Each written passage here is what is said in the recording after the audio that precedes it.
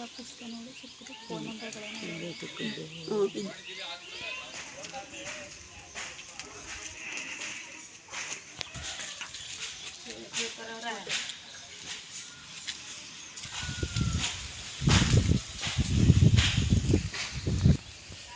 ನನ್ನ ಗಂಡ ಹೆಸರು ಪ್ರಸಾದ್ ಅಂತ.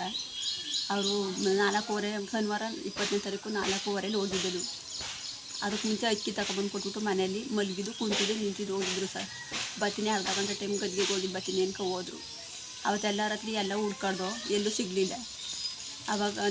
ಅವಾಗ ಗಾಬರಿ ಅದೋ ಎಲ್ಲ ಗಾಬರಿಯಾಗಿ ಭಾನುವಾರ ಇಲ್ಲಿ ಹುಡುಕ್ತೋ, ಆಟೋ ಹುಡುಕ್ತೋ ಗಾಬರಿಯಾಗಿ. ಆಟೋದಲ್ಲಿ ಡೆತ್ ನೋಟ್ ಸಿಕ್ತು. ಬೆಳಿಗ್ಗೆ ಹೊತ್ತು ಫೋನ್ಗಳ ಟ್ರಂಕಲ್ಲಿ ಹಾಕ್ಬಿಟ್ಟಿದ್ರು, ಫೋನ್ಗಳು ಸಿಕ್ತು. ಆಗ ಎಲ್ಲರೂ ಗಾಬರಿಯಾಗಿ ನೆನ್ನೆ ಪೊಲೀಸ್ ಸ್ಟೇಷನ್ಗೆ ಕಂಪ್ಲೇಂಟ್ ಕೊಡೋಕೆ ಹೋದ ಬೆಳಕೆರೆಗ. ಅಲ್ಲಿ FIR ತಗೊಂಡಿಲ್ಲ ಅವರು.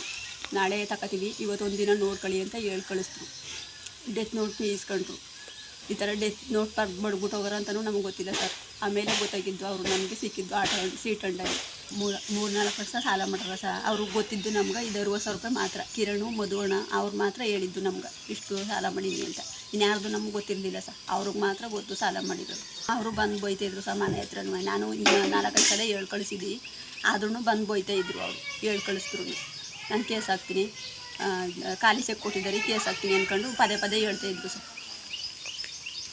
ಕಿರಣ್ ಅವರು ಅವ್ರು ಬಂದು ಜಗಳ ಮಾಡ್ತಾಯಿದ್ರು. ಆಮೇಲೆ ಆವತ್ತು ಫೋನ್ ಮಾಡಿದ್ವಿ ನಾನು, ಮಧುವಣ್ಣ ಸಾಯಂಕಾಲ ಬಂದು ಕೇಳ್ತೀನಿ, ಮನೆ ಹತ್ರನೇ ಮಾತಾಡ್ತೀನಿ ಅಂತಲೂ ಹೇಳಿದ್ರಂತ ಸರ್. ಅವ್ರು ನಾನೇ ಹೇಳ್ತೀನಿ ಅವ್ರಿಗೆ ಬರಲಿ ಮನೆ ಹತ್ರನೇ ಬಿಡಿ ಅಂತಂತ. ಗಾಡಿ ಕಿತ್ಕೊಂಡು ಹೊಂಟೋಯ್ತಾರ ಅಂತಂದ್ಬಿಟ್ಟು ಅದು ಭಯ ಆಯಿತು ಸರ್ ಅವ್ರಿಗೆ.